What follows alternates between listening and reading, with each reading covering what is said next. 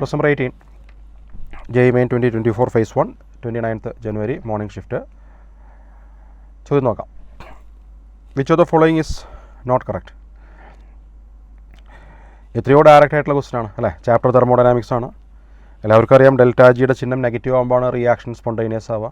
Positive ആകുമ്പോൾ non spontaneous ആണ്. 0 ആണെങ്കിൽ ഇക്വിലിബ്രിയം ആണ്. ടെമ്പറേച്ചർ ഡിപ്പെൻഡൻ്റ് ആണ് അല്ലേ. ചില റിയാക്ഷൻസിൽ ഹൈ ടെമ്പറേച്ചറിൽ സ്പോണ്ടേനിറ്റി വരും, ചില റിയാക്ഷൻസിൽ ലോ ടെമ്പറേച്ചറിൽ സ്പോണ്ടേനിറ്റി വരും. അതൊക്കെ ഡെൽറ്റ എച്ചിൻ്റെയും ഡെൽറ്റ എസിൻ്റെയും സൈൻ്റെ അല്ലേ കൺവെൻഷൻ അനുസരിച്ചാണല്ലോ മാറുക. എന്തായാലും ഇതിൽ വേറൊന്നും ആലോചിക്കാനില്ല.